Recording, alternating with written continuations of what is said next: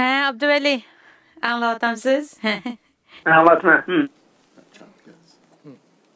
Good afternoon. Abduvali, hoş geldiniz deydi. I'm very happy to see you.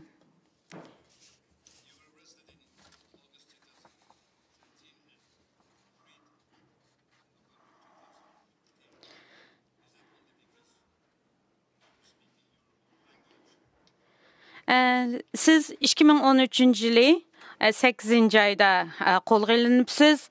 Andan keyin 2014 yılı 11 ayda qo'yitilibsiz. Bu asosliq sabab siz o'zingizning tilini so'zlaganligingiz uchunmi?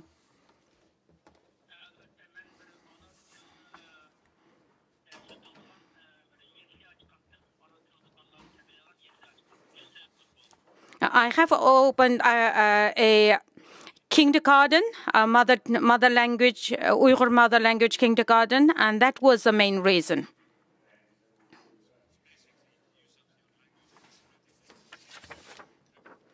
Demakchi bo'lg'ini bu sizning o'zingizninki tilingizni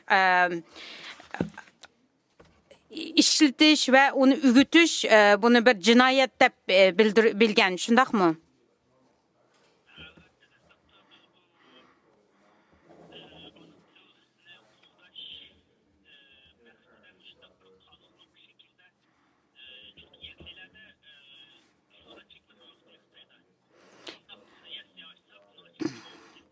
According to the Chinese constitution in my country, if we open or set up a kindergarten, and according to law, that is legal.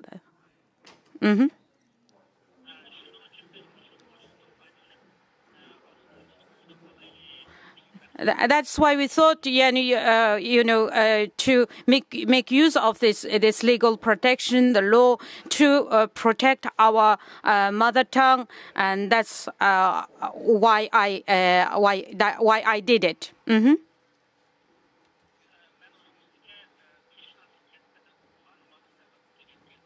Yes.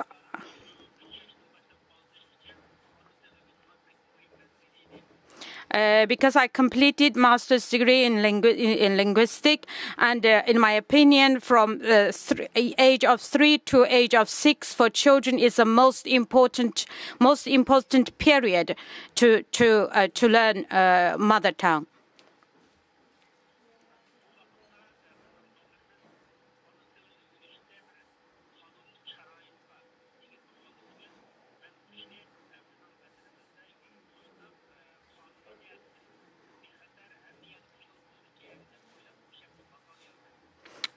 Because, as I know, under the Chinese constitution, the language is protected by the law, and I have also wrote articles that we can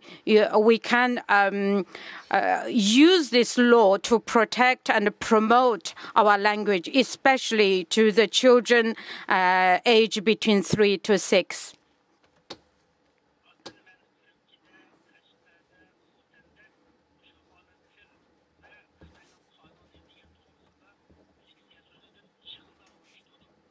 And at the same time, I have organized conferences in Urumqi, Kashgar, and Khotan, mainly about the promoting mother tongue.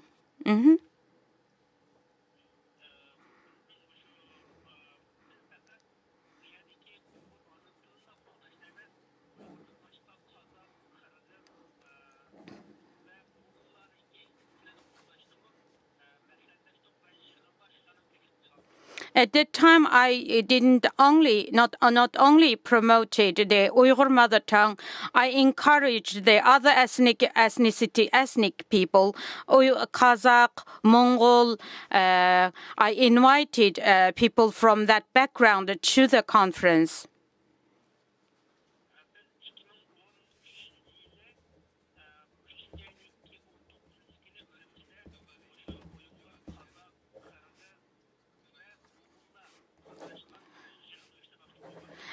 Sizni to'xtatib qo'ymaymish deydi, saqlab turing deydi. Okay. Yeah, that's all right.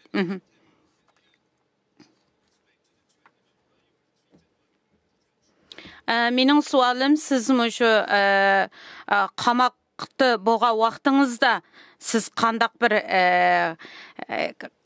ола сізге қандақ неме ішланы қылды?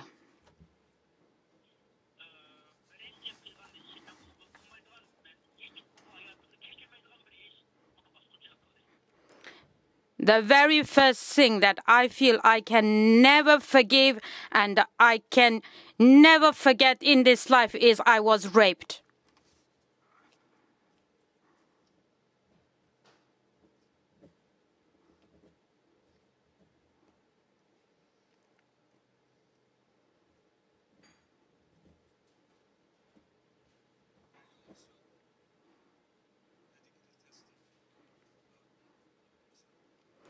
Hem de sizinki muşu tekşire işte kan ve südük tekşirdi mi?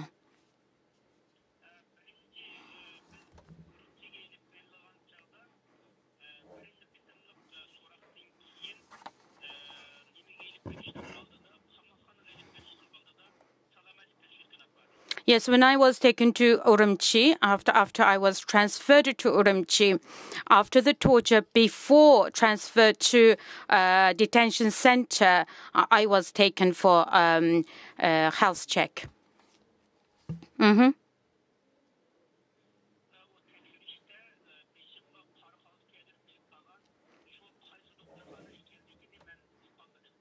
As I was black hooded, because they placed a hood over my head. I don't know which hospital I was taken to at the time.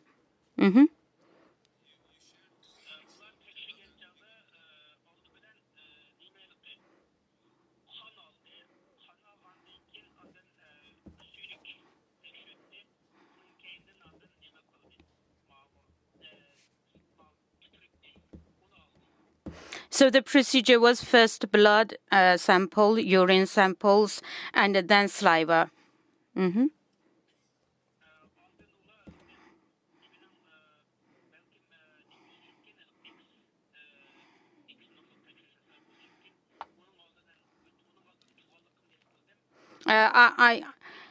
I believe then I went through an X-ray because I remember I felt something on my chest.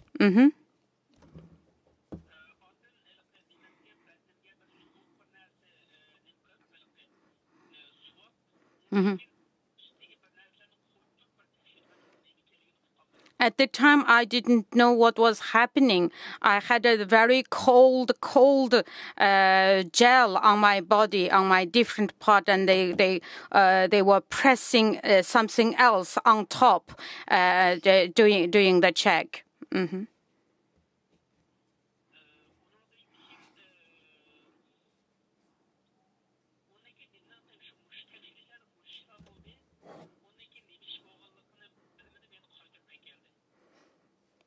So after this checkup, and then I was taken to the detention. Кайтырып әкелдігіңіз ашыд немеге апады, үшінақ қамақханаға апады. Yes, I was taken to the detention center. Рахмет сізге.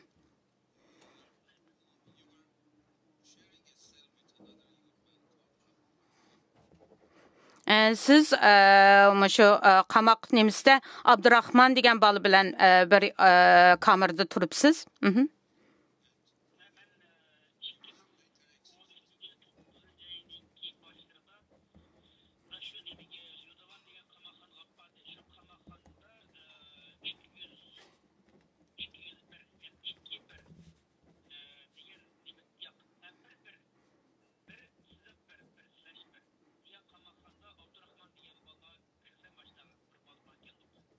Yes, that was in Liudawan prison in 2013. It was a September.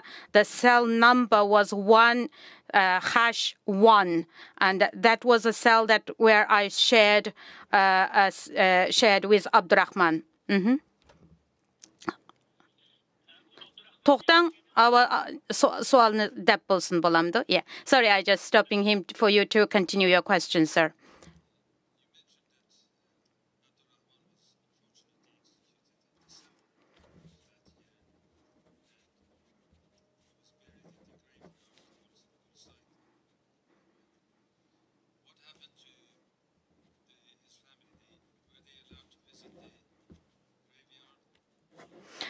Siz debsizki baxtga qarshi bu Abdurahman shu yili 12 ayda o'lim jazoga buyurilib o'ltirilibdi. Onun buni Gulsay degan shu Gulsay nemisiga qo'yilibdi. Ailasi Abdurahmanninki shu qabrisiga berib yo'qlay olibdimi, shuni deb beralamsiz?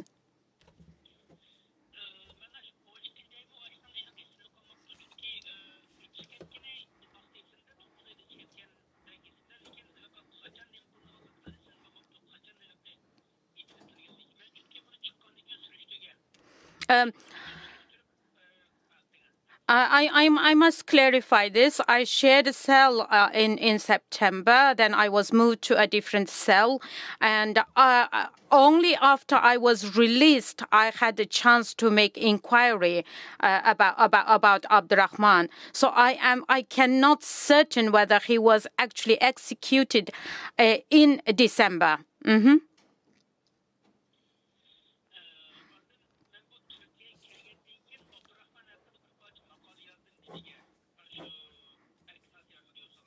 After arriving Turkey, I wrote an article about Abdurrahman for Radio Free Asia.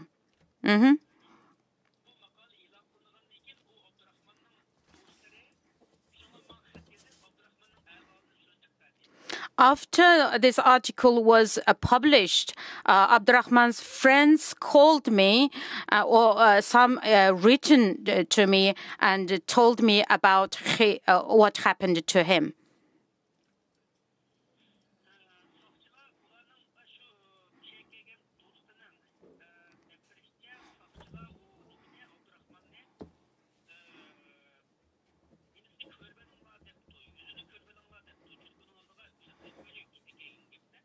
So,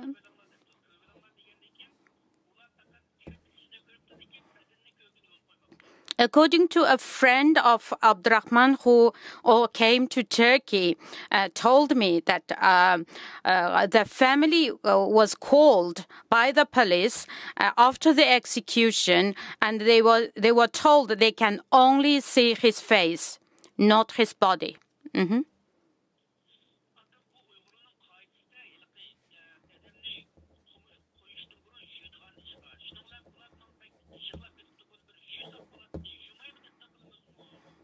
You know, according to Uyghur Islamic tradition, that we must have the body washed before the ritual and burial. The parents cried so much that demanding that at least that right should be given to them, so at least they could wash his body before the burial. Mm-hmm.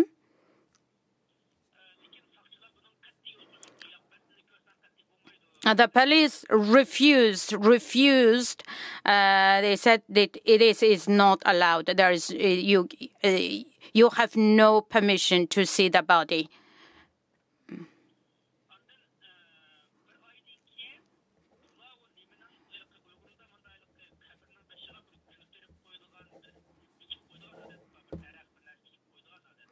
A month later, you know, also according to the Uyghur cultural tradition, that we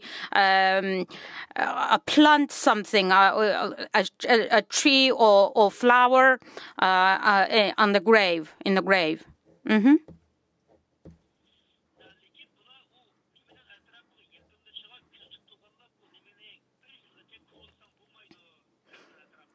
When the family went to the graveyard, somehow there are people watching, and they approached them, and then they said, "You cannot disturb the soil with at least 1 year." Mm-hmm. Mm-hmm. Okay.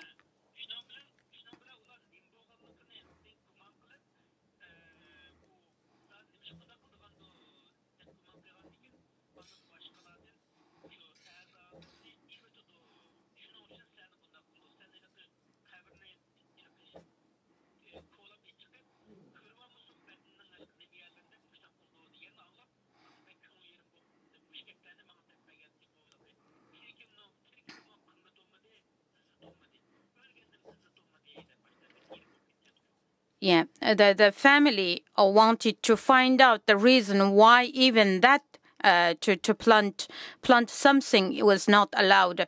So then they were told from people who know this kind of procedure that most of the prisoners before their execution or their organs are completely removed. That is one of the reasons why the government, the Chinese authorities, are very worried that the family would see the body. If they see the body, they will know what happened. Okay, to'xtang. Rahmat sizga. Abduvali, sizga rahmat. Hozir mana shu boshqa xodimlar sizdan savol so'raydi.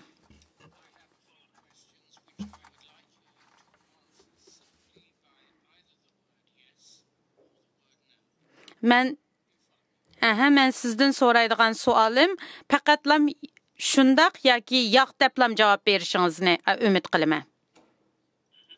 Okay.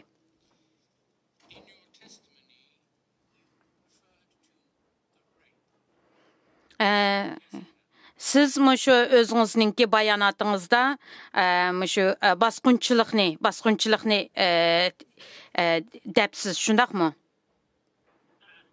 Yes.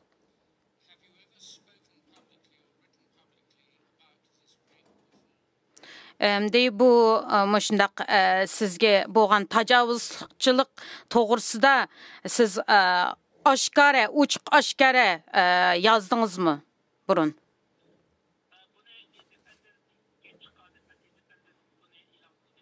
It was published on independent newspaper in the UK.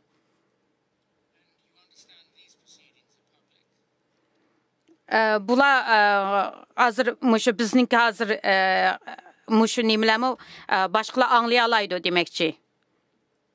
Bilasiz. Yes, I know. Yes, I know.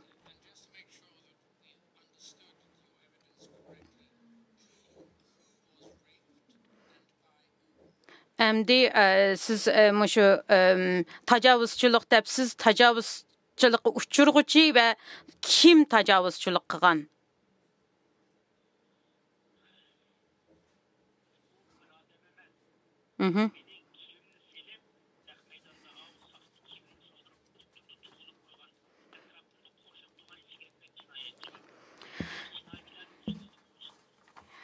Okay, as I have mentioned on my statement, I was taken to a hall and I was completely stripped off naked, and they ordered 20 convicted criminals and they did it. So it's not one person, there were many.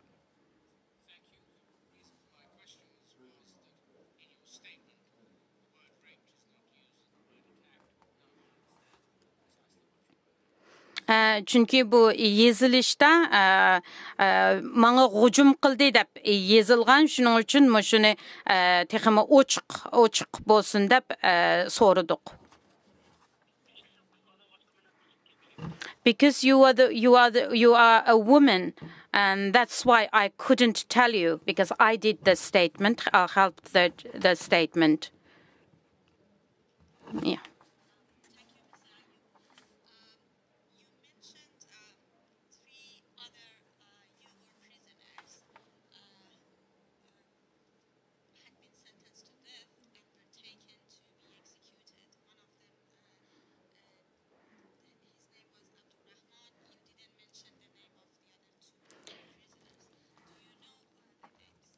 Sizningki mushu bayonotingizda 3 kishini debsiz, mushu o'lim jazosiga buyurgan, birisining ismini debsiz Abdurahmon, yana qolgan ikkisininki ismini demabsiz. Ularning ismini bilamsiz?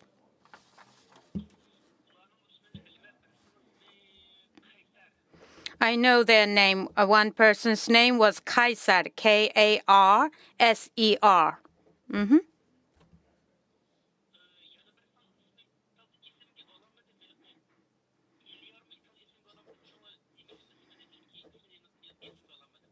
The other one, I only vaguely remember, I hope I'm not making mistake, is Ilyar.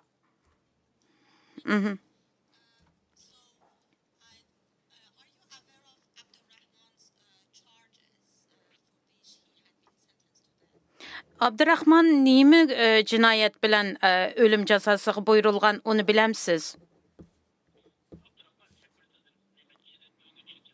Also separatism, the crime of separatism.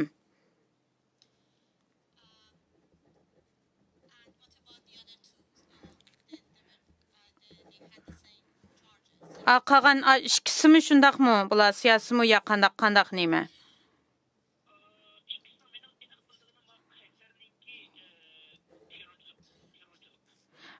I know Kaiser very I am certain he was accused of terrorism.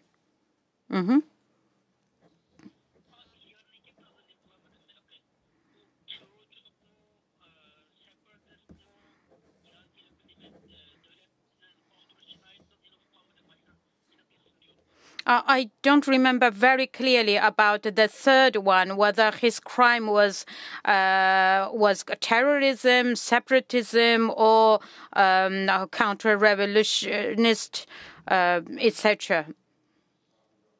Hello? I think we lost him. Hello? Abdurrahman?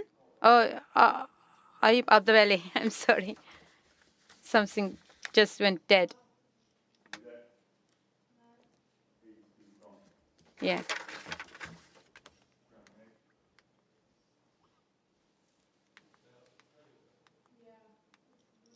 Something.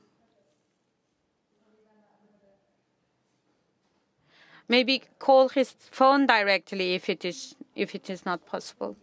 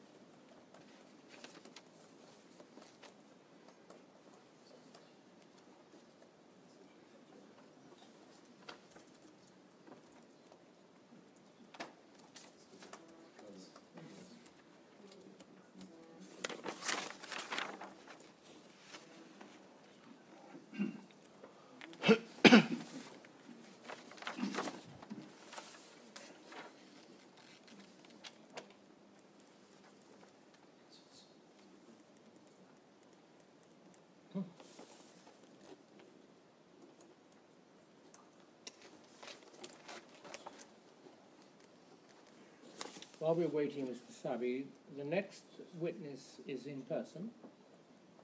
The next person is in New York. Ah, he's in New York, but in person. One Sorry? Mr. Juan Wendy.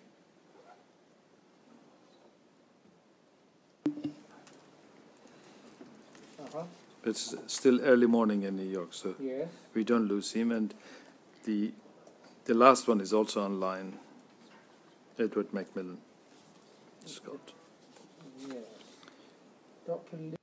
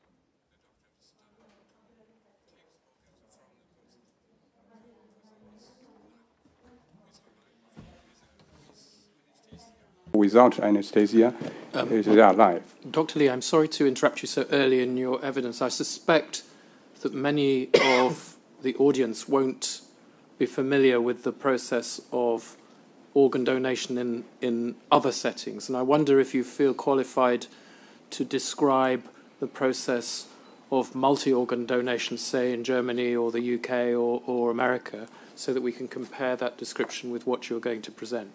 Okay. So, apart from live organ donation, organ donations means that you can donate a part of the liver or one kidney for a relative or for a friend. But in general, organ donation happens in European countries or US after death. So after death, you can donate your organs.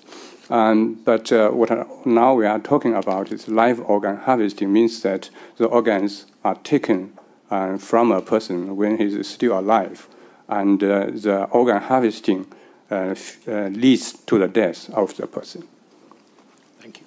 And in China, there are 4 types of different kind of live organ harvesting. The first type is organ harvesting from prisoners sentenced to death.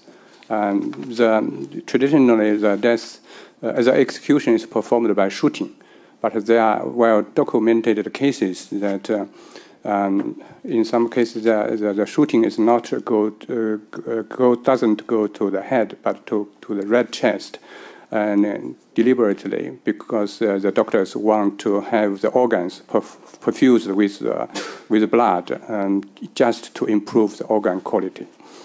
And the next case, the next picture we can see as an organ harvesting from prisoners sentenced to death, but the execution is performed by lethal injection. Can we have the second picture? And here the very strange thing is that in China, after the lethal injection, it means that after the starting of the lethal injection, only within tens of seconds, the person is announced to be dead. This means that just start the injection, not 1 minute, the doctors can start taking the organs. So everybody can understand that even this, indeed, the drugs start working to stop the heart function also, the person is definitely not dead within 1 minute. So, and we have evidence that all the prisoners who are subjected to lethal injection, the organs, if an organ is taken, the organs are taken under this condition, so within 1 minute. This means from living person.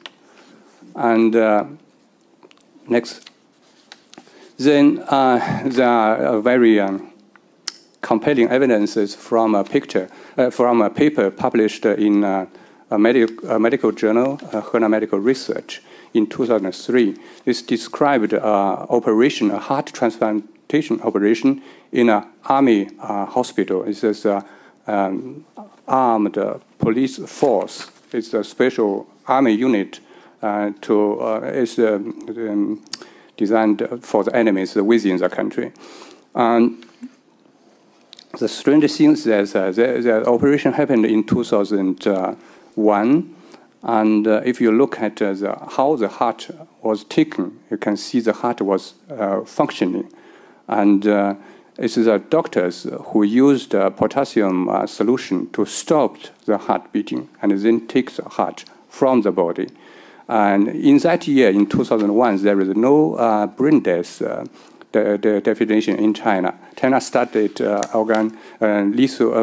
China studied brain death diagnosis after 2003. So in 2001, there cannot be a brain death patient. The heart is functioning, means that the person is alive. So next picture. Then after 2000, this is an operation happened in a military hospital, and in this publication, they claimed that the organ donor was a brain death organ donor. But if you look at the procedure, it's very strange. They say that they have performed intubation for mechanical ventilation and then started with the organ harvesting procedure. And this means that the ventilation, the intubation and ventilation is not to rescue the patient. It's for the only purpose of organ harvesting. And also, if you look at how the heart is taken, also here, in this case, the heart is functioning. So this is not a heart death patient. So you see that this is a brain death patient, but it cannot be because, the next picture, the definition of brain death is the patient must be in deep coma and the absence of brainstem reflex. And the third requirement for a brain death is that there is no spontaneous respiration. How to know that? And it is very important to confirm that there is no spontaneous respiration. And how to do it is an apnea test.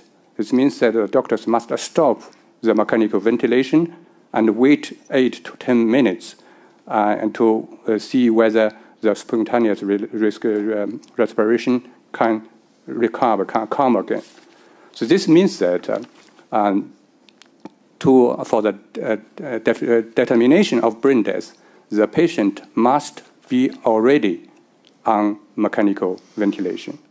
So this is also the criteria in Chinese guidelines for brain death definition. But in the case before, we see that they do intubation and mechanical ventilation, and this is directly followed by organ harvesting. So this cannot be a brain death patient. And the next, we have other cases that is much more clear. In such cases, also the patient, the donor, was claimed to be brain death donor. But you look at the procedure, they say that after brain death, they do intubation and mechanical ventilation. So it cannot be a brain death definition because we have just learned that for the brain death determination, the patient must be already on the mechanical ventilation. It's that the person, or the victim, is not a brain death patient. A brain death diagnosis was not performed, and in several such cases, it's also very clear that the heart is functioning. This means that in such cases, the brain death diagnosis was not performed, although they claim that the patients were brain death patient, and also the patients are not cardiac death patients. So neither brain death nor cardiac death. This is a very clear cases that such persons were killed by organ harvesting. So at the time point of the organ harvesting, the person was still alive. And summary is in a very last. So there is 4 types of live organ harvesting. So that by shooting or by lethal injection, these are prisoners sentenced to death. The third case, the just killed by organ removal, it's very likely such a person is a prisoner of conscience without death sentence. And so the fourth type is the organ harvesting under the pretext of brain death. I also want to emphasize that live organ harvesting does not mean that the person is, the organ is taken under conscious condition, that person is still awake. In the first case, there is no anesthesia. That's clear. The gunshot was to the right chest and the organs taken. This is very cruel, it's very brutal. This is clear. In the second case, after lethal injection, there is a component of anesthesia in it. But according to data from US, at least the doses used in the US are not sufficient for surgery, so the patient may suffer. In the third case, as the operation in the medical journal, I would suppose that anesthesia is performed. It's just like a normal operation, with the only difference that the person will not wake again. For the fourth type, under the condition of brain death, I'm not know, because if it is really brain death, then anesthesia would be not necessary. Thank you, Dr. Haig. Professor Elliott would ask you some further questions. Yeah. Thank you very much for your evidence. Just to be, again, clear for those people who are not medically qualified, in the West, a transplant donor would already be ventilated, usually in an intensive care unit, and have completed an assessment for brain death, which would include EEG, brainstem reflexes, and some form of apnea test. So all of those things would have to be done before you became a donor. Right. And then when you reach the operating room, you would essentially be under anesthetic, although it may be induced because your brain is not working, but you would not feel anything, and then you would be able to proceed. In each of these pieces of evidence that we've heard over the last couple of days, and in what we've read, there's been a reference to a Chinese method which makes the warm ischemia time short. Now, in the Western system, the warm ischemia time for the organs is always short because you take the heart out first. That is the time when there is no oxygenated blood being delivered at normothermia to the organ, so it's not being perfused. In these four techniques, the warm ischemia time might become important, certainly in the first one. Could you expand upon that a little bit? And we can imagine, like in the second case, so after lethal injection, it's like anesthesia. So you just start the injection, and the doctors would immediately start with organ harvest. So for this case, the warm ischemia time is short. That's understandable. For the third case, of course the short warm ischemia is short because it's under condition of a normal operation. So the emphasis that is in many of the reports from the Chinese hospitals that we've heard about on the short warm ischemia time does not necessarily lead back to an ethical way of killing the patient. They're not related. It could be any of these modes of death. Yeah, but the third case is a killing by organ removal. The second case is ethically not compatible with the international standard, but this is illegal in China. Thank you. How do you think, in your opinion, Chinese doctors find themselves in the position of taking organs out in this way when it seems so far contrary to conventional medical practice? You mean how is it possible? Well, yes, your opinion of how they come to do this. Assuming that it is doctors that are doing it, which I think is what you're implying. Yeah, and perhaps you can understand how we are educated, my generation and the generation before me and after me. I was born in the 1960s. So after the Cultural Revolution, our traditional values are all damaged. And what we learned in the school was that the Mao said the most important thing in a revolution is to distinguish friends with enemies. So then there is a model for all of us. It's the name with Lei Feng. We should all learn from this person. And he has said that friends should be treated warmly, but enemies should be treated cruelly and ruthlessly. And this is indeed what happened. You can see during the Cultural Revolution, I just give you one example. Perhaps you can understand the situation also here. During the Cultural Revolution, the people fight against each other, and many times also with guns, with machine guns. In the province of Guangxi alone, 80,000 people were killed through such a violence, and at least half of them were killed by the system. And this means that under such conditions, killing become routine, and no one is punished because of killing. So if you can kill a person, like in everyday life,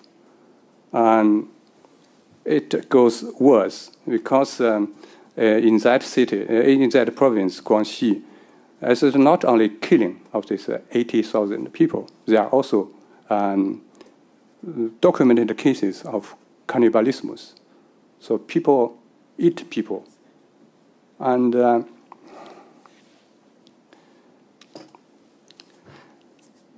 2 years ago, in 2016, a professor now living in U.S. has analyzed such cases and published his results to the 50th anniversary to Cultural Revolution. And he analyzed such cases. Such people kill other people and eat them. And the official excuse is for revolution, because these are enemies. If you are enemies and if you are revolutionary, you should kill them. But he said that the excuse for revolution is a very holy excuse, because he analyzed what are the organs that are most popular among the people who eat other people. The most popular organs that were eaten were heart, liver, and penis. Perhaps you can understand why. There is a primitive understanding in the traditional medicine that if you eat heart, you will strengthen your heart. If you eat liver, you will strengthen the liver, and so on. So this means that officially they are killing and eating people for revolution, but actually many of such people are eating for their health, for their own health. So in such a system, if you can, the people are normally no longer protected by the system. This is a case for Falun Gong, you know. Falun Gong people are tortured to death, and the policeman will not be punished. This meant that this group of people are no longer protected by the system. If these are, you can torture them to death, other doctors can take the organs, which is worse. And the doctors feel comfortable with that, you're thinking? Yeah, these are enemies. They're an enemy. If they're enemies, we can kill them, and we take the organ from the enemy, and we help other people. So are you implying, just to be clear, that, for example, the Falun Gong or Uyghurs or other populations which have been named by the government have become enemies and are therefore groups of people who are being persecuted out of existence, killed out of existence in some way, as a population? Yes, I understand. According to my understanding, it is only possible because of the hatred propaganda of by the Communist Party, by the state. This is only possible. Without such a hatred propaganda, it will not be like this. And the example I gave was 50, 60 years ago. But what about now? There was in the year 2004 an online survey about so young people should answer the survey. The question was, in case of a war, are you will kill women and children from the enemy side?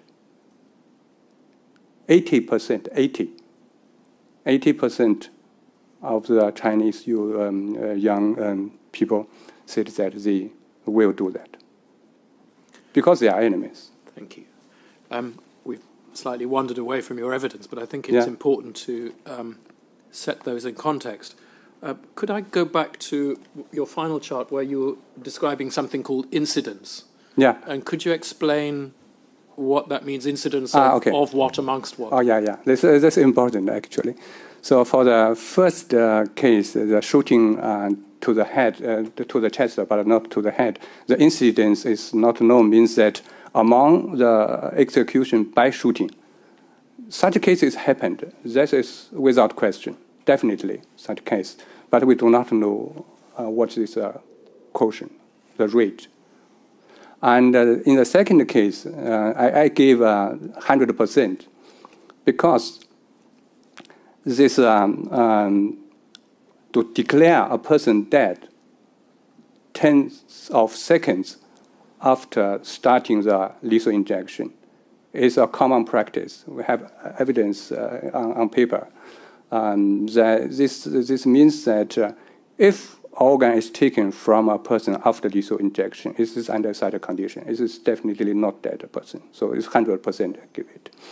So then the third, in my submission, I give here the incidence is unknown because I assume that the third case is in organ harvesting from prisoners of conscience. If organs are taken from a prisoner of conscience, according to my understanding, it is always live organ harvesting.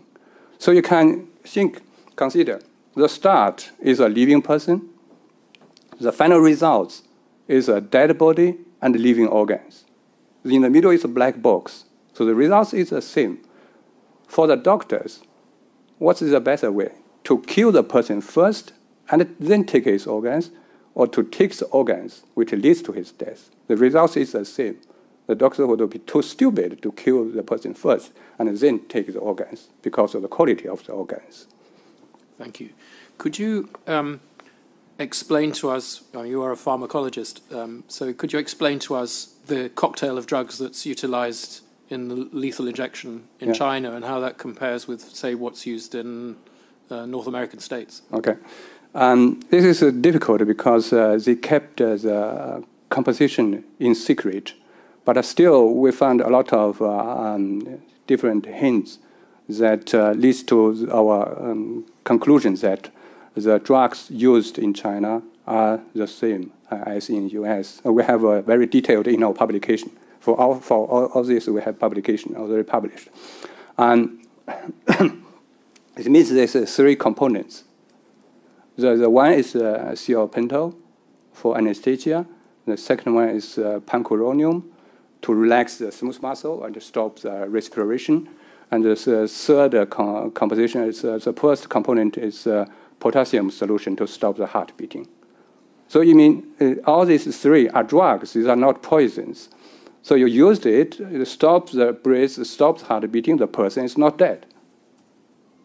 That's why in the US, the prisoner guard applied the injection and look at the ECG monitor. If the heart really stopped, they wait for another minute, 5 minutes, to be sure that the person is dead. The time from the injection to the heart stop is average from 9 minutes to 13 minutes. So totally, they announced death after 15 minutes. In China, it's within 1 minute. Again, I'm just deviating slightly from what you've written, but at the request of one of my colleagues, I'd like to know if any of these techniques, to your knowledge, have been used in obtaining bodies for plastination, for the preservation of bodies for exhibition. I don't know if you're aware of that term. But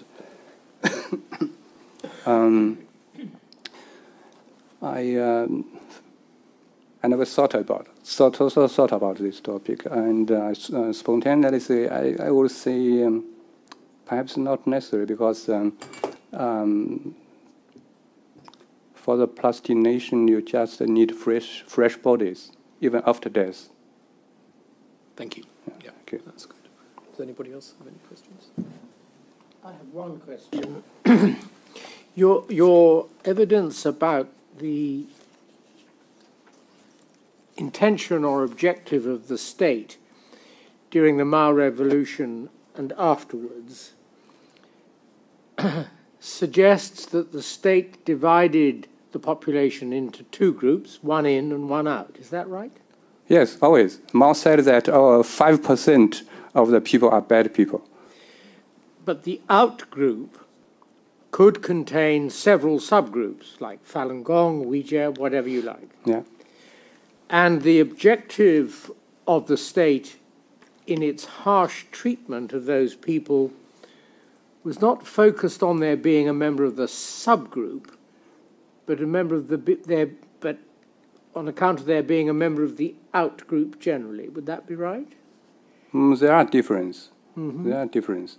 Because if you look at the Chinese, the history of Chinese Communist Party, from 1949, first they eliminated the landlords, just to want to have their lands, and then they called it counter-revolutionary, and then the intellectuals who are beauty people, they have their own minds. So group after group, they killed and eliminated without any resistance. That's why Falun Gong is a big problem for the Communist Party. And Falun Gong has a very strong resistance. It's a peaceful resistance, but it's a resistance that the Chinese Communist Party has never seen before. Let me be quite clear for the record and for my colleagues and for anybody listening today. Your evidence may be very important on the question of genocide, which is not your area of speciality, but it may be something we will be asked to consider. Genocide requires, in the part of an individual or here the state, establishment of a state of mind in the state against a particular group, as defined. You're describing a state of mind against several groups lumped together. Is that right?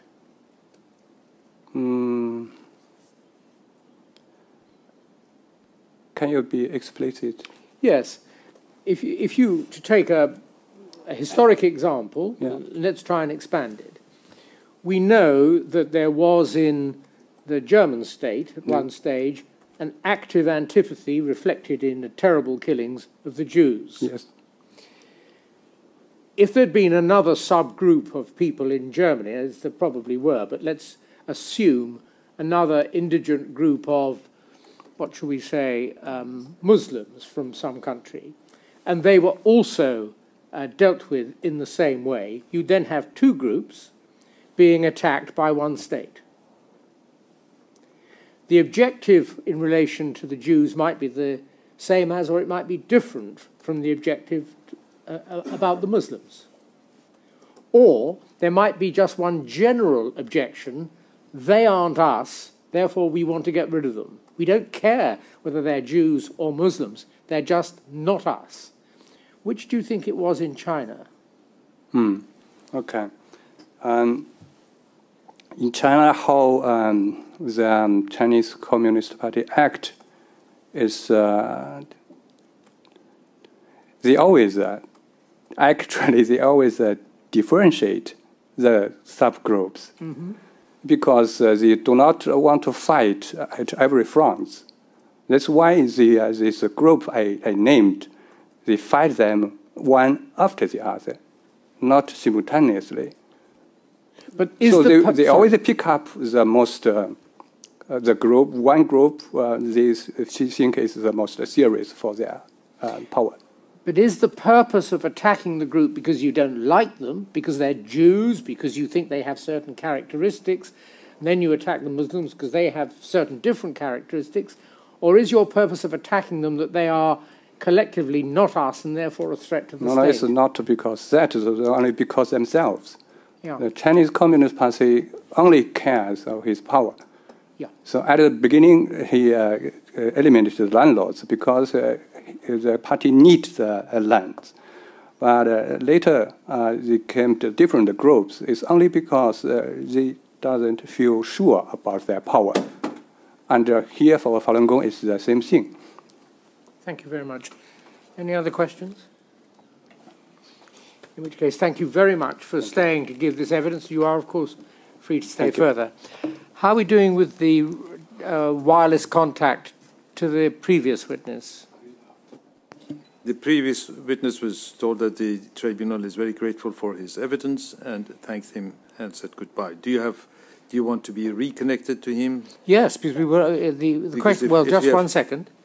Is there any other question for Had him? you further questions? There may be practical, logistical.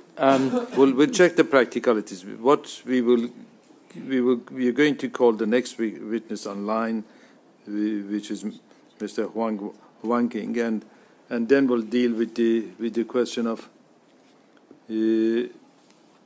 whether we can reconnect. Yes, the panel's questions had not been completed, and were it possible for the witness to be reconnected, I think we would be grateful.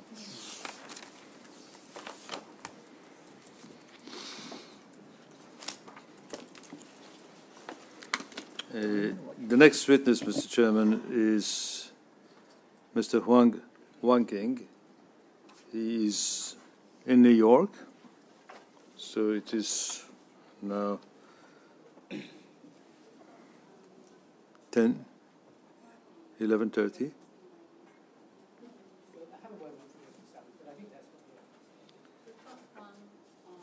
Yes, would you please connect him?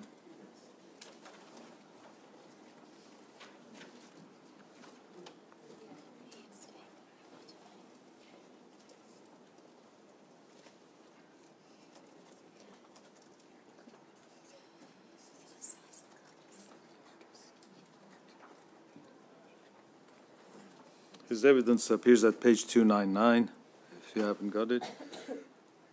And I believe he's giving his evidence in English, but we'll ask him.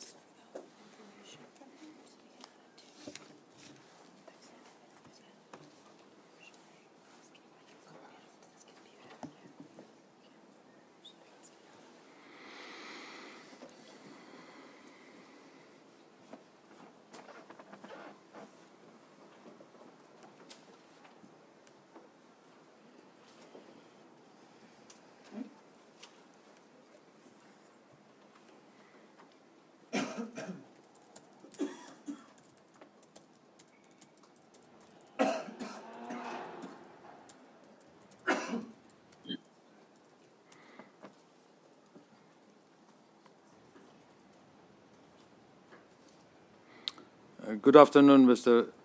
Huang. Can you hear me? Yes, I can. Thank you. Well, welcome to the tribunal, Mr. Huang. The chairman would ask you the question first. Sorry? Oh, so sorry. I was distracting myself, Mr. Sabi. How very rude of me. I do apologize. Good afternoon. Welcome to the tribunal. Thank you for making yourself available. And please remember that you should tell us the truth, the whole truth, and nothing but the truth. Okay, yes. Thank you. Thank you. Mr. Huang, the tribunal has your statement, and this is in connection with your brother Jiang Huang, who was in China and detained in February 2000 and had a 2-year sentence. When he was released, we understand that you kept your contact with him through public phones and other means. Can you please explain that for the tribunal? Yes. My brother practiced Falun Gong starting in 1996. And in 1999, the Chinese government started the crackdown on Falun Gong. My brother was in Beijing, so he went to appeal, for the truth of Falun Gong, for the unjust persecution of Falun Gong. Appealed to the government, but he was arrested by the police several times and then he was escorted back to the hometown, and the hometown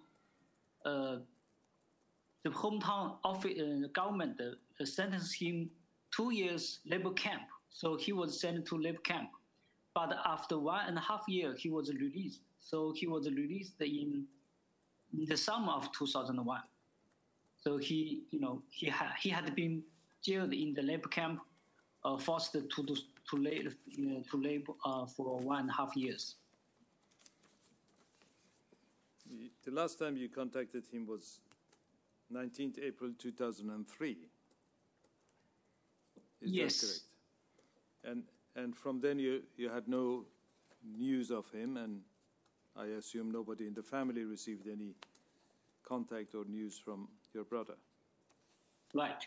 And, in the summer of 2001, he was released, but he still needed the government forced him to renounce on Falun Gong. So that's against his will. So he had to left home and wandered in China for about 2 years. And in April 19th, 2003, he contacted me by public phone because he did not to contact anyone in China because the police issued a national warrant to arrest him. So that's the last time he contacted me. He said he suspected he was detected by the police. He had to leave. And he said he will contact me again when he moved to another place, but we never received the phone call from him, and he just disappeared. So we spent the whole family spent lots of efforts to try to find him and locate him, but we got nothing. And the Chinese government don't take the responsibility. But I know I have some inside information from the lawyer in China. I know he was arrested by the Chinese police. Yes. I understand that one of the authorities, Mr. Hu, head of the National Security Department in 1st Division, had effectively acknowledged that the government knows about his whereabouts, but they cannot talk about it. Can you expand on that? Yes. The Epoch Times report called the Shanghai Public Bureau to just find the head of the public security of the who is called Mr. Hu, and at that time he talked to the reporter. He didn't, so he didn't realize the reporter is from overseas the news agency. He thought it probably is some newspaper in China. So he leaked the truth, and he said that he knows this case. He knows my brother very well, but he cannot talk about it. He said he admitted they did the arrest. So that, but when the Epoch Times reporter called back to him, and he did not recognize it, he denied it. And I had with our family had a lawyer. It's a famous human rights lawyer in China called Guo Guoting, and the Guo Guoting tried to reach this officer, but they denied. Lawyer Guo Guoting spent more than 4 and 5 months tried to find some information about my brother, but the police office refused to see my lawyer, and Guo Guoting was later on. Guo Guoting was forced to suspend his business, and his lawyer's qualification certificate was defrauded by the government. So the case stopped and remained unsettled. So we cannot get any information from the authority. Thank you. The tribunal will ask you further questions. Thank you very much. In your transcript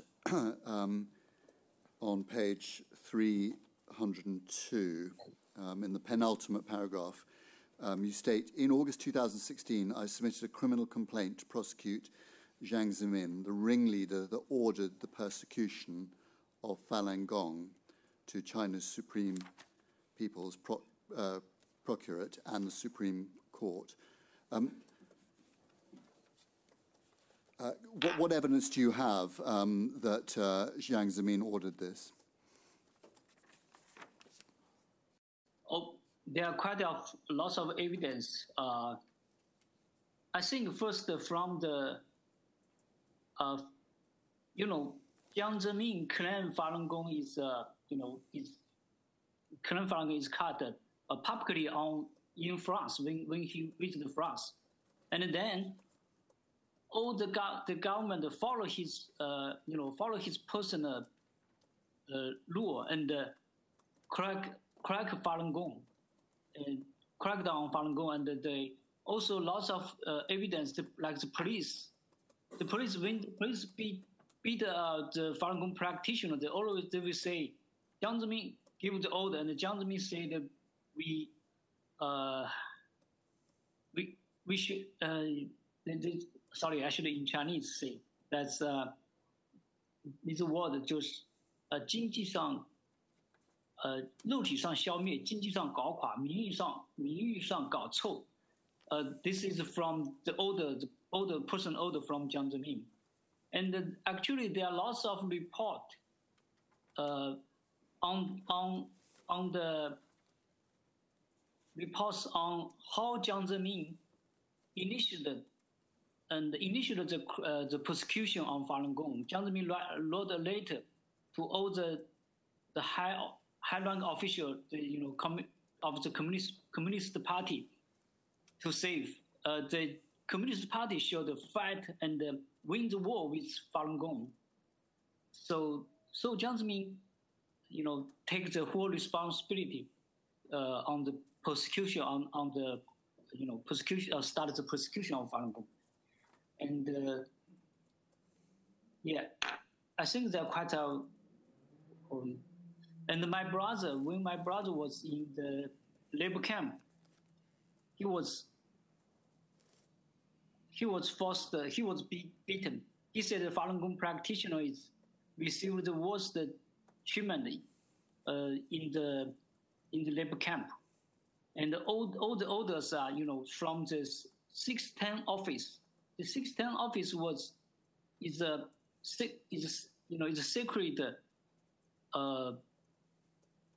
is a secret government agent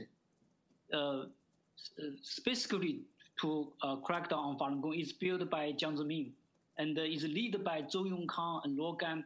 Those are Jiang Zemin's Jiang Zemin's allies.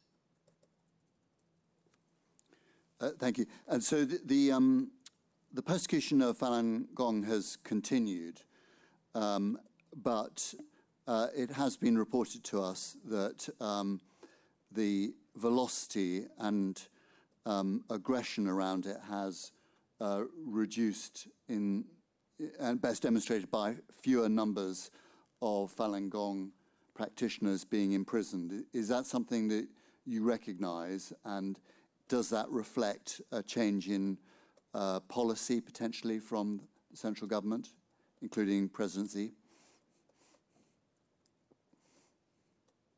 No, I don't think. I think the persecution is still continuing on. They just hide information to the public, so people don't know.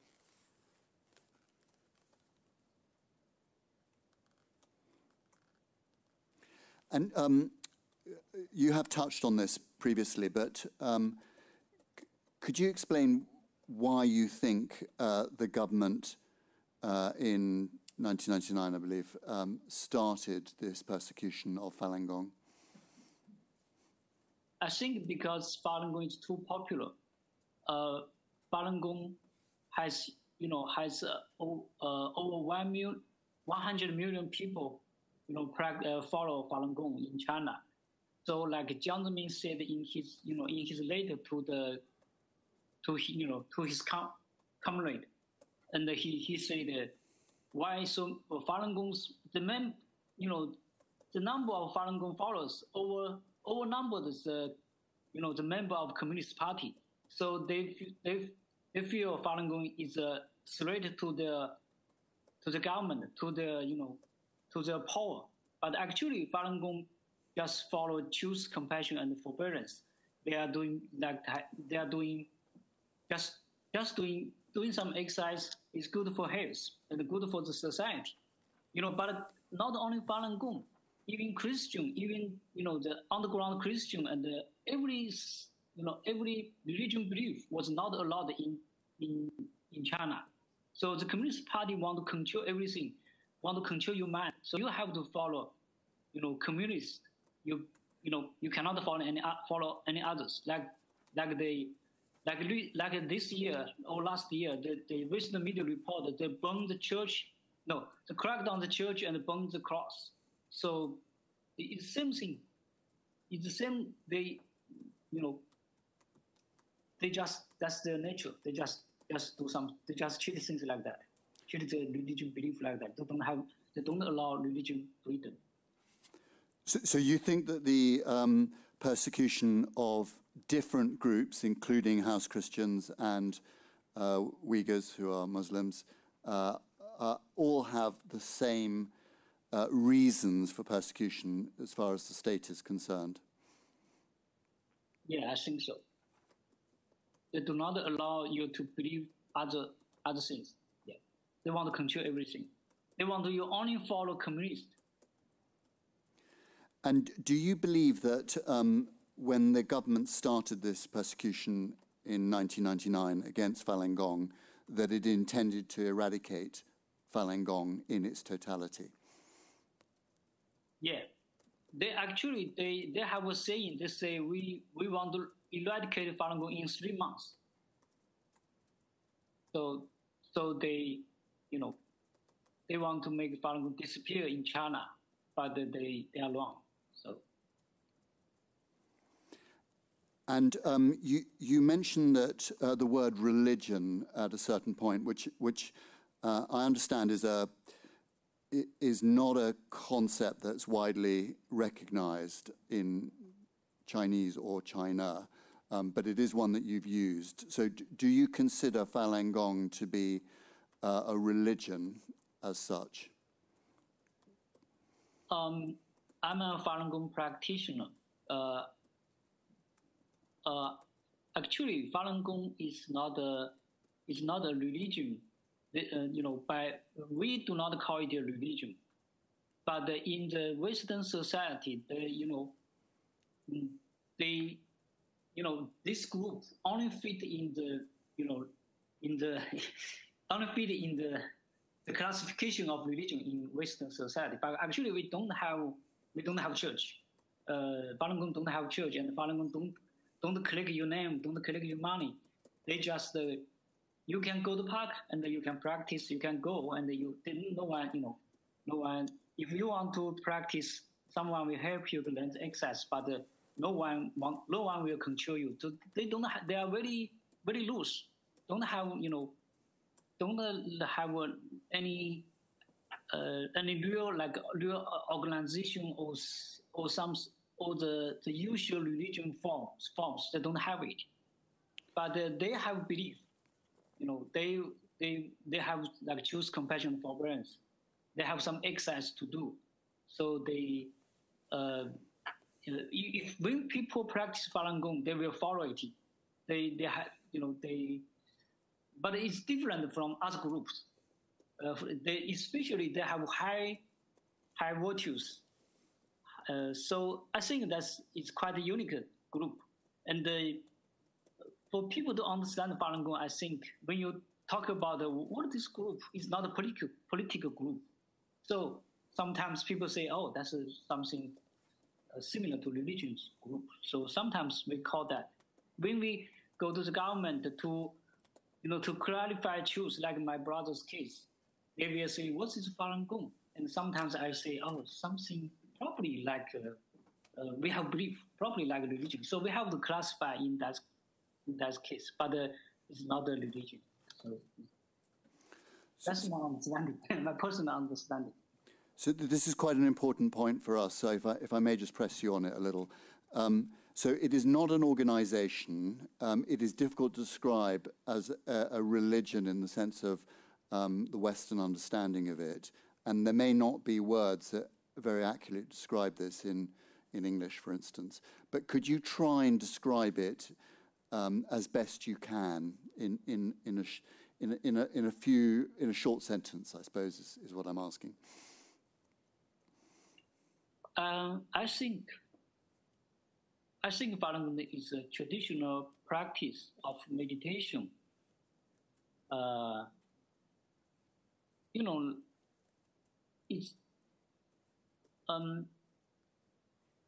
it's new thing. But I think people in the future will view Falun Gong as a religious group. Okay. Yeah. I don't have any more questions. Any of my colleagues have questions? To follow, so, I'm so sorry. Mr. Huang, again, just to ask you of your opinion. We have heard both yesterday and today of people who are Falun Gong practitioners who have been detained. They have spent time in prison. And then they have been released. They were mistreated. They were subject to medical tests while they were in detention, but they have subsequently been released. And some of them even have managed to leave the country of China. Why do you think that there seems to be a difference of treatment or approach between some people who are detained, who are hounded, who disappear, like your brother, and then there are others who seem to be able to subsequently move freely and even to leave the country?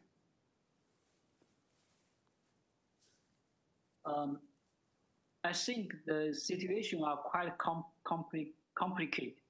Different people have different situations.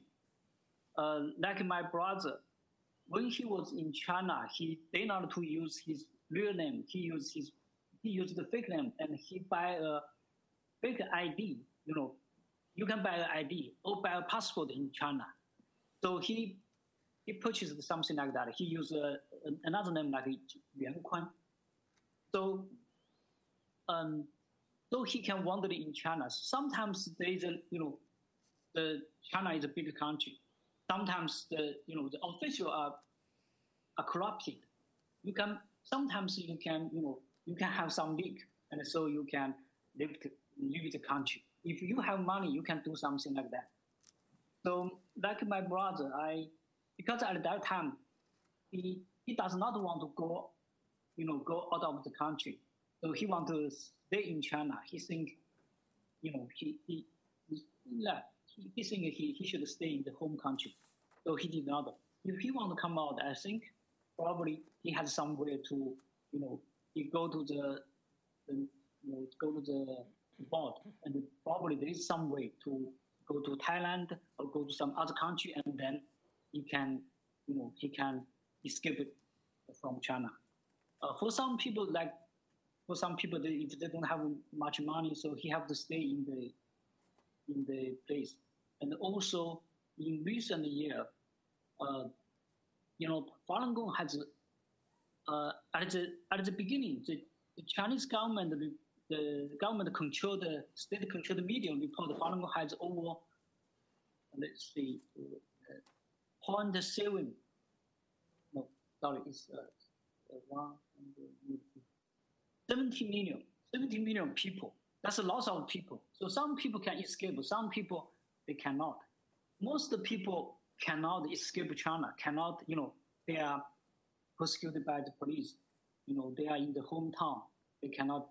Some are wandering China. So there are many different situations. So, I think that's reasonable.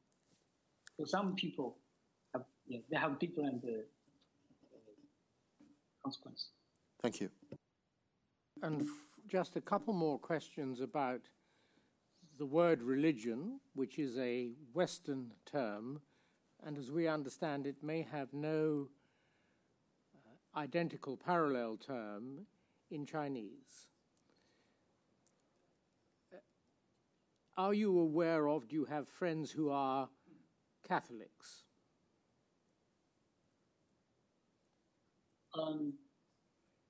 Yeah, I have some, but not a very close friends. So I don't know much about that. I have some friends, but not, we are not close friends. So. Do you know a little about the practice of those who confess Roman Catholicism? Yeah, I know a little about that. Yeah. Do you have friends? Do you have Muslim friends? Muslim. Think about that. Yeah, I have some, but not. I don't have close friends on that.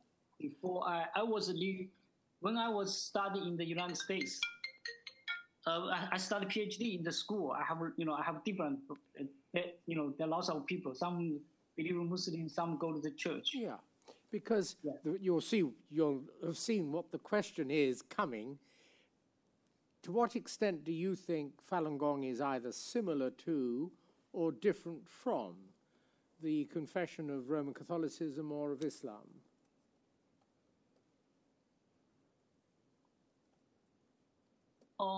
I think that's different, but that's different because nowadays different people have different beliefs. Some people believe God. Oh, they believe Christian, believe Catholic. Some people believe Buddha. Some people believe Tao. But the Falun Gong believe choose compassion and forbearance. They also believe there is I don't in the world. They believe there is a God, not the only one. So I think that's belief. It's like the Communist Party, they don't believe. They don't believe there is a high level beings. They don't believe that. They don't believe other dimensions. So, but for all the other people are different. They believe there is God. There is other dimensions and high level beings. Thank you. I think that's major difference. I mean, I've probably pressed you far enough, but I'm going to check with Mr. Vetch, who started the line of questioning, if he wants to add to that. Just a slight way of looking at Sir Geoffrey's question from a different perspective. How would Chinese people describe Catholicism or Christianity? Would they, if they wouldn't use the word religion, what word would they use? Can you repeat your question? Yes, no, I didn't make that very clear.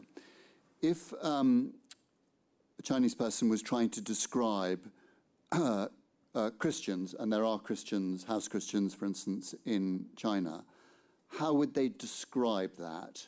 If the word religion doesn't quite translate into Chinese, what word? How would you describe Christianity, for instance?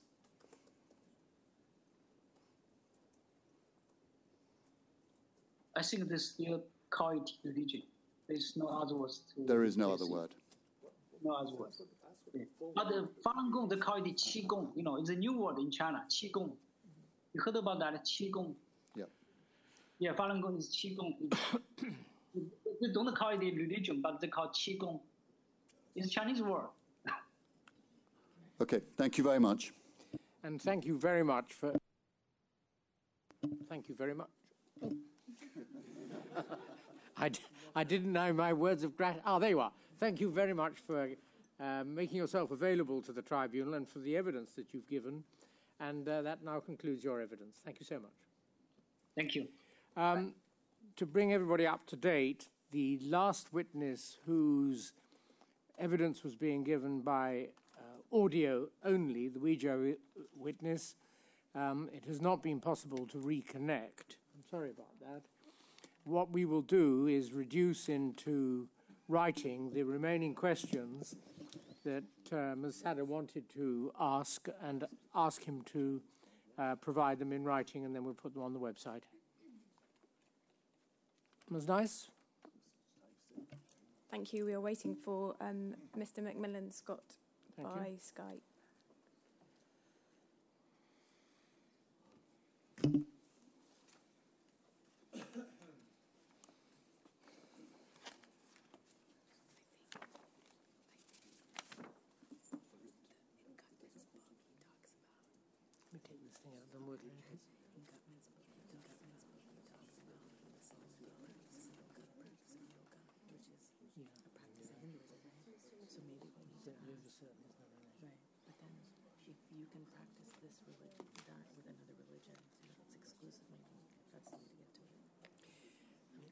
Well, we'll discuss it later, but I think for various reasons. No. You're up now. Good afternoon, Mr. Macmillan Scott. Can you hear us? Good afternoon. I can. Thank you very much for making yourself available to the tribunal. You'll be asked some questions, but obviously, as you would understand, although we can't administer an oath in accordance with a court practice, we would ask you to tell the truth, the whole truth, and nothing but the truth. Thank you. Understood. Ms. Nice? Mr. Macmillan Scott, thank you for your letter that has been read in full by the tribunal. I have a few questions to start with. In your time as a member of the European Parliament and since then, and the work you did in China, have you heard of Falun Gong practitioners being subjected to imprisonment and torture? Yes, because my last visit to China was in 2006. What is not in my testimony is that I was actually rapporteur for the European Parliament on a new EU-China arrangement dating back into the 1980s. The negotiation had begun then, and I visited China frequently over that period, including Tibet. And so I was very familiar with the country, but I was not familiar until near the time of my visit in 2006, May, to Beijing, of the persecution of Falun Gong. But since that point, I not only have had many, many meetings with Falun Gong practitioners in exile, but I've maintained contact with the subject ever since. Thank you. And have any of those accounts spoken of forced organ harvesting? Yes, many of them. And one of the points that I would like to make is I have not submitted all the evidence I have to the tribunal, but I will do so, including testaments of actual torture by torture victims and their relations. But I'll submit that. I'm very sorry that I haven't been compliant with everything, but I've been very busy with a campaign to stop Brexit. I'm not allowed to say thank you, but okay. That's noted. Thank you very much. Do you have would you have a rough estimate of the number of people you've spoken to who have those accounts? I would guess over the period, I've probably seen 200 or 300 people, almost entirely outside China, for obvious reasons. And there's a sort of exile route out of China for Falun Gong practitioners, which is very effective, and others, incidentally. The family of Gao Shisheng, a heroic human rights lawyer and Christian, who investigated Falun Gong persecution in 2005-06. He himself is still, his whereabouts are unknown, but his family were exfiltrated from China by a Christian organization. So there are many people one comes across, or I have come across in my time, who have been associated with or have experienced torture and have been personal witnesses of organ harvesting. Thank you. You said in your report that Falun Gong are usually imprisoned under administrative detention with no trial. Is there, in your experience, an absence of what we would understand as a fair judicial process and a fair trial? There is a complete absence of fair trials as far as Falun Gong practitioners are concerned. And the mechanisms used are various. I've met somebody whose mother had been in the hospital in China, and there was a room in which there were 10 individuals held in the room by 2 police officers outside. And she was told they were Falun Gong prisoners awaiting the organ transplant procedure. And this seemed to be a normal, assumed practice in that particular hospital. And will that form part of the extra documents you can provide? I can certainly provide that testimony to you, yes. I think that would be very helpful, thank you. You made reference to the Chinese government calling Falun Gong a cult. Is that a direct reference from any government source material? Yes, that originated in 1999 in June when the Falun Gong was proscribed by the regime and defined as a cult. It's not the only organizational religious sect within China which was defined as such, but it was part of a wider crackdown on religion by the regime at that time. But it has been the victim of the most severe repression, and of course the added horror of organ transplant processes. And you referred to it as a movement. Again, where does that reference come from? I would consider it a movement. I mean, I've met many, many thousands of Falun Gong practitioners. They're, to my mind, entirely harmless individuals pursuing their own religious practice. And in many ways, they're rather astonishing people because of their extraordinary fortitude and capacity for hard work with no sleep. But of course, part of the process is meditation, which is something I've tried myself without enormous success. But I would advise anybody to take it up, whether or not they're Falun Gong or otherwise. Thank you. You've worked with so many different international organisations. Are there any other descriptions used that you could tell us today? Is it referred to as anything other than a movement or a cult? I've tried to find out whether there was a definition which of sect that is included in my testimony. I think there were 5 categories which are itemized. For example, brainwashing, dissociation from family, abstraction of money, a tithe, which is commonplace. This is under American jurisprudence in relation to one of the sects in America. I can't actually pinpoint it now, but unfortunately my website has rather failed, and much of the material I had when I was in the European Parliament is now gone. But that was the origin of my reference to a legal definition of a sect in the United States. I'm not sure whether it's true elsewhere. Have you heard it referred to as a religion? Yes, I mean, it's the religious belief, and the processes that the Falun Gong practitioners follow are those of people with conviction. And in terms of the sort of the number of different interviews you've done, is there any one particular area of China where you think this happens more than others, or in your experience, is it widespread? It's widespread, but my supposition is it's largely the larger cities, which have a sophisticated communication system and have had for many years, and where the mass of the population is. But the only means of dissemination is word to mouth. As I've said, the only profit in any sense, arising out of the process is that people buy the book written by the so-called master, published in 1999. There is no other payment or contribution, and so it doesn't really represent a sect in the generally accepted sense of those, like, for example, the Moonies and other sects around the world, many of which I'm aware of, as we all are. And it is, in my view, entirely benign.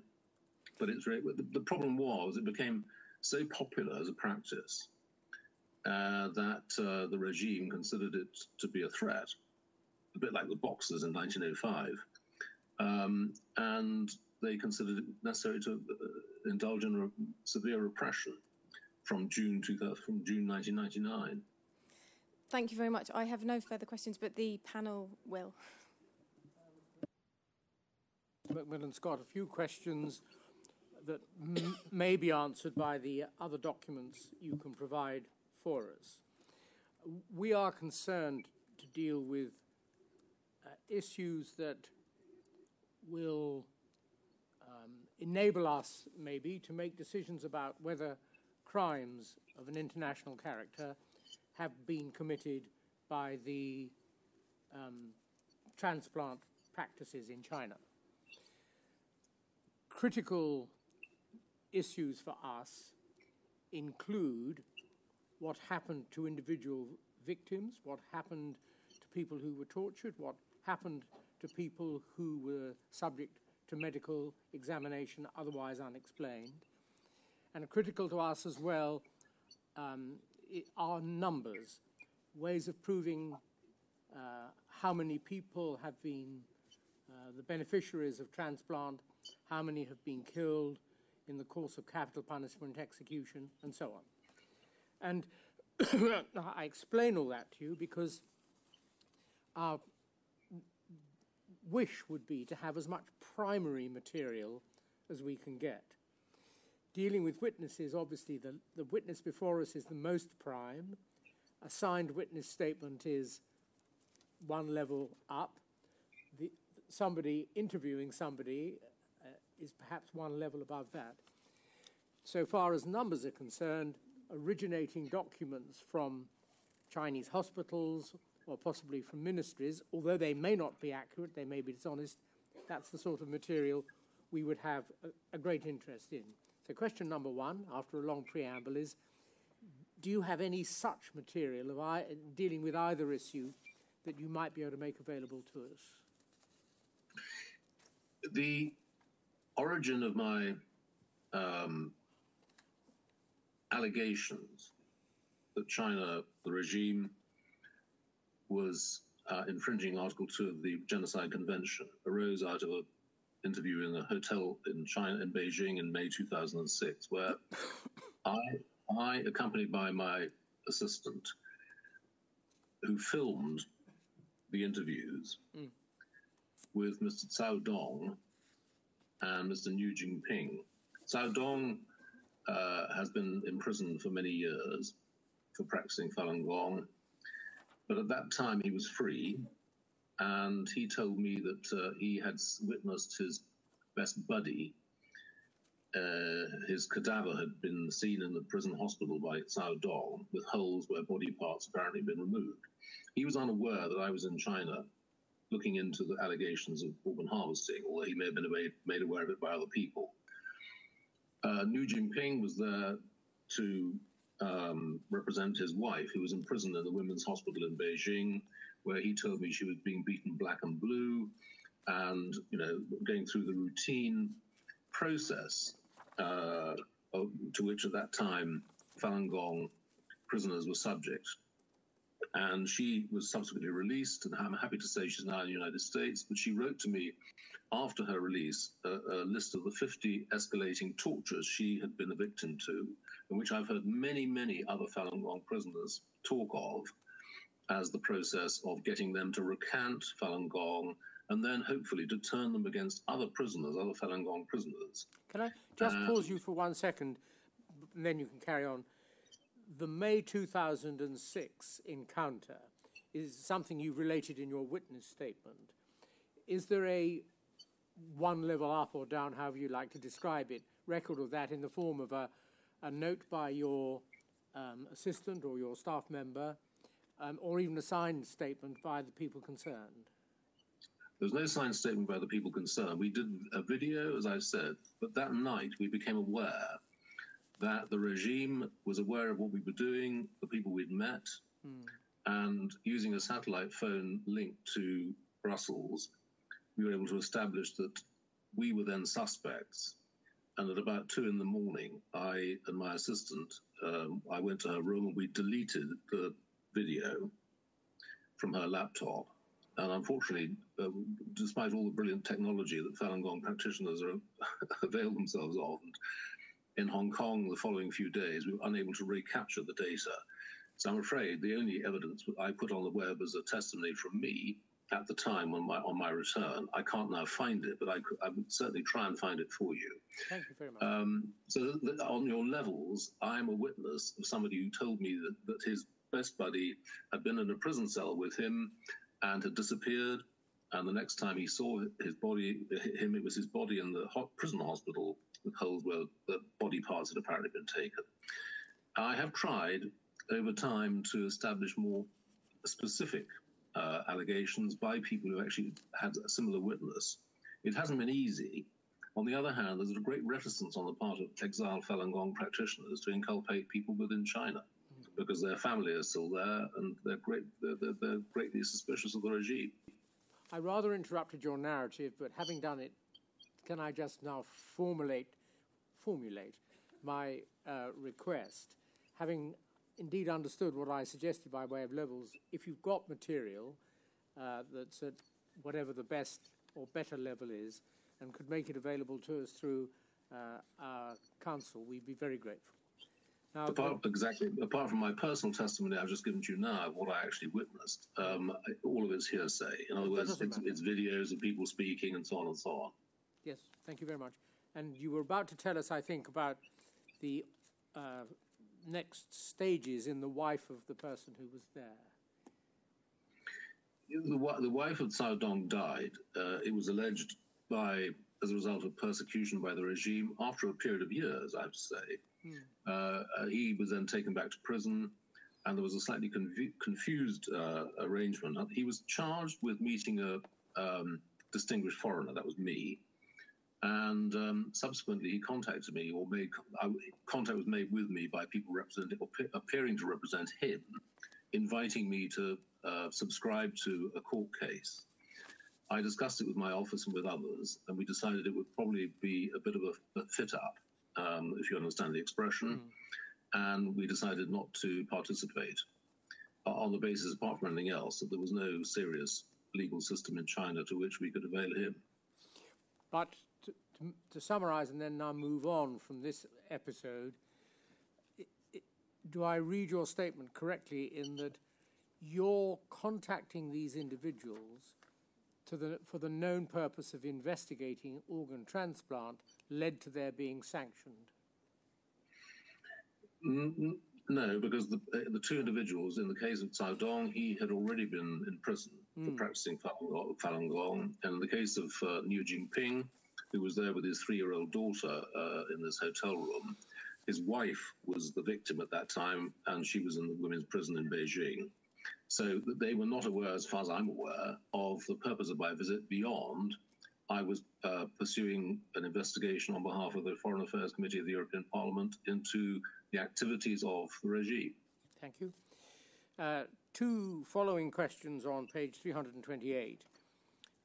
You refer to Manfred Novak and also to Mr. Harry Wu and the accounts they gave you. Because it's second-hand, can you just explain why their statements to you should be given credit? Why are they credible for us? I don't know whether you've been able to make contact with Manfred Novak, but as he is the former rapporteur, United Nations rapporteur for torture, and a very distinguished civil servant and lawyer. And he went to Beijing in early 2006 in order to look into these allegations, and had met Gao Shisheng at that point. And he became, as far as I'm aware, and he's never varied from this view, that Falun Gong were being persecuted by the Chinese regime, that the majority, in fact, in his terms, I think 2/3 or was it 3/4 of the people in re-education through labor were Falun Gong practitioners, and that he considered it a heinous crime against humanity. But he has testified to the United Nations frequently on this basis. And I'm aware that I put the tribunal in touch with him, and I hope he'll be able to speak for himself. And assuming we can't do that, to your knowledge, has his account ever been challenged? No, no. And I have met him over time in various fora. As to Harry Wu is an interesting character who at one point took a rather contrary view about Falun Gong, but as I understand it now, is of the view that there is a serious persecution and has been over time, and he is a researcher based now in the United States and accessible through the web. Thank you very much. From him, you drew that records exist of more than 4,236 who are confirmed to have died in the persecution of Falun Gong. What records were you referring to, or were they records that he referred to? I think it was he referred to a website called Minghui, M-I-N-G-H-U-I, maintained by Falun Gong practitioners, which at the time I first saw it in 2006-07, had at the end an appendix listing 3,000 or so people who had been identified as having died under persecution in prisons in China. And at that time, the Falun Gong were making an effort to track every case of death. And I'm sure it's continued since. So there is now, I believe, the number I cited in my testimony was supplied by a Falun Gong practitioner with whom I've been in contact for a long time. That's an update. Thank you. Not Harry Blue. On the same page, 328, penultimate full paragraph, or last complete paragraph, actually, you say this: there is evidence that organ harvesting is being practiced not only on Falun Gong and Uyghur prisoners, but also on Tibetans. Following the 2013 uprising, you source those observations to Kilgur and Matas. But if you hold the opinion that that evidence is right, from your own experience, what state motivation would there be for doing this for each of those groups in turn? Falun Gong, Uyghur, Tibetans. What would be the motivation? I've already said that the Falun Gong became a very popular belief, and at one time there were about between 70 and 100 million practitioners in China, which is why the regime decided that it became more than just a religious belief. It was a movement and needed to be repressed. Hence the June 1999 creation of a special office for repression, which in many ways modeled on the Gestapo or the Soviet system. In the case of the Tibetans, the uprising of 2013 was taken very seriously by the regime, and they set up special camps within mainland China, not in Tibet, to imprison and to act as a symbol of repression, which would be understood in Tibet itself. The Tibetan people are instinctively downtrodden because the Han Chinese is now a majority of the population, and they've been dominant. And I visited Tibet, I've forgotten exactly when, 2003 or 4, and I was struck by the way in which they were a slave population. So much so that, for example, in the airport on the way to get into Tibet, the waiting room was full of Tibetans, but as soon as a Han Chinese appeared, a Tibetan would stand up to allow the Han Chinese to sit down. To that extent, they were a subject people. So the 2013 uprising was put down with great ferocity, and it was made known to the Tibetans that their counterparts who'd been imprisoned were now being tortured, and the repression was continuing within prison. As to the Uyghurs, this is a more recent evolution, although the Uyghurs have had a very tough time, and it's probably the most repressed region of China. They are Muslims, and I've met a number of Uyghur representatives over time, and they're fairly well organized externally. Recently, you've probably seen on the BBC reports from within China of prison camps, a large number, holding only Uyghur prisoners. Significance of this is that there is testimony available that Uyghurs themselves have been eviscerated and their organs taken for transplant. Again, most of them neither smoke nor drink, and this is seen as a premium market for the organ transplant trade, as with Falun Gong. So, and I don't want you to be misled or drawn into giving an answer that you'll subsequently think may have been unhelpful to your own interest. We are concerned, possibly, with considering genocide, which, as you know, requires proof of very particular intent. on the part of the government or individual. Intent's one word, purpose, objective, and maybe lay terms that will fit. For these three groups and the persecution you describe, was the intent the same, or if you find for your own language, whatever it might be, another word better, objective, purpose, were they the same or were they different? From your own experience in the ICTY and elsewhere, in my view, the way in which the regime in Beijing has behaved with regard to some of these minorities, as I said, constitutes activities contrary to the Genocide Convention, Article 2. And that is, I would submit, the most significant element of this. In the absence of a legal system in China, which is, I mean, nobody trusts, and the way in which the regime has conducted itself, it's a regret to me that there's so little specific evidence. There's a lot of hearsay, but I do think that the work conducted by Kilgur Matas and by others is credible, on the basis that I have met so many people, all of whom tell the same story, whether it's in Sydney or New York or Brussels, wherever it may be, that, these are Falun Gong primarily, it is a credible set of evidence to me.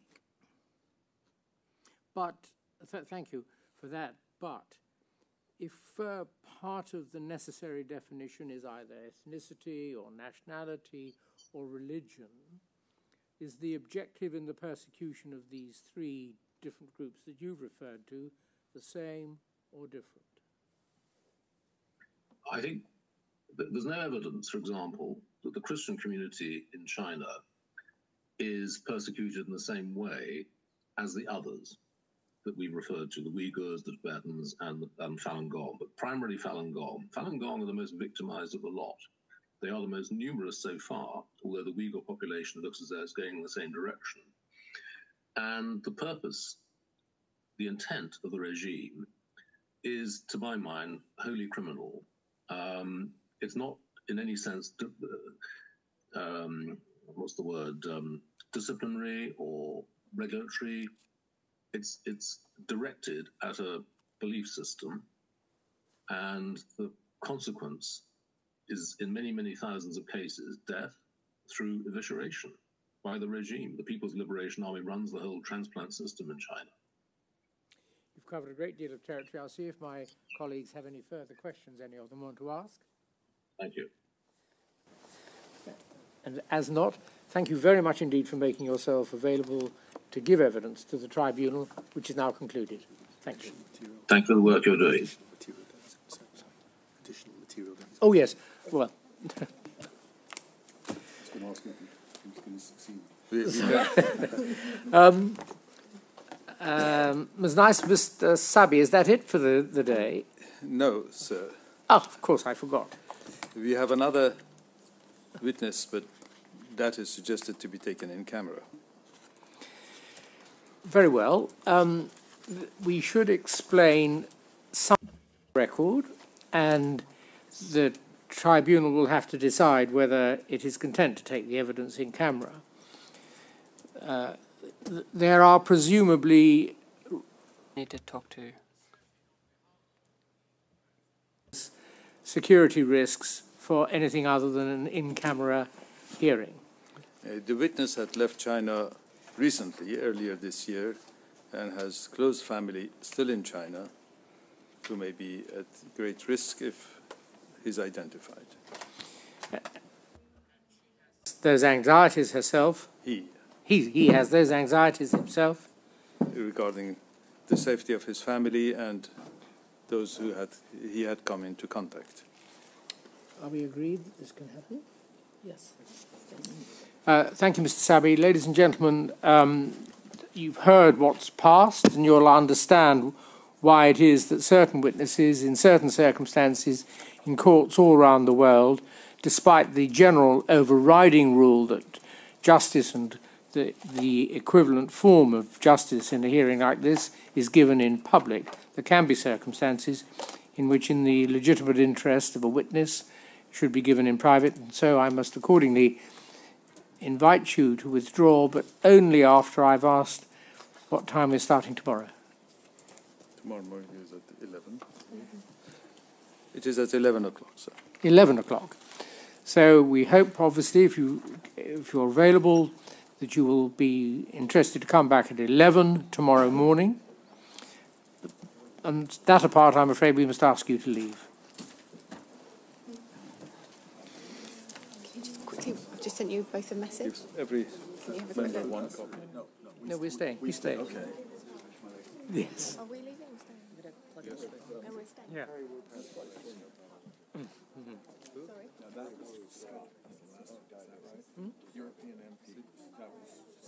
You want your stick back? Scott, yes. Can you give Yeah, it was. Yeah. the stick back? Thank you very much. Thank you. That was really, really helpful. Thank you. So I've got the Well, if they're going to hang out, how's the rest of the family doing? Let's just keep in touch. I mean, I know, see, I'm down. I've been very, I've had all kinds of problems and sick and stuff. But I'm now staying at home with the exception of this. Thank you very much. Writing series of books, stuff, Chinese material.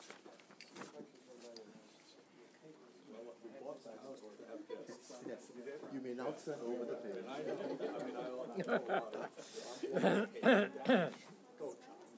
Who's taking notes? Everyone is, but I've said can they will just make sure they don't do anything that identifies Just for geography or whatever. Yeah, maybe we shouldn't give it.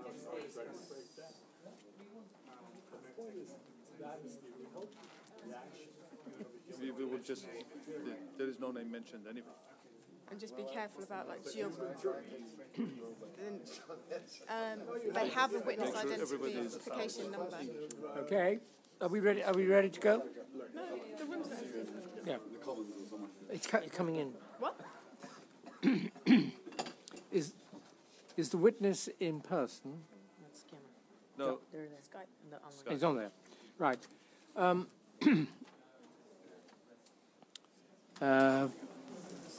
Very well. If you close the door, please. From consideration of the statement that's just been handed to me,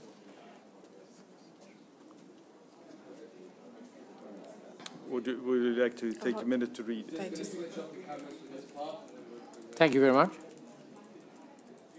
I can record the sound, right? No, nothing. Just turn it all off.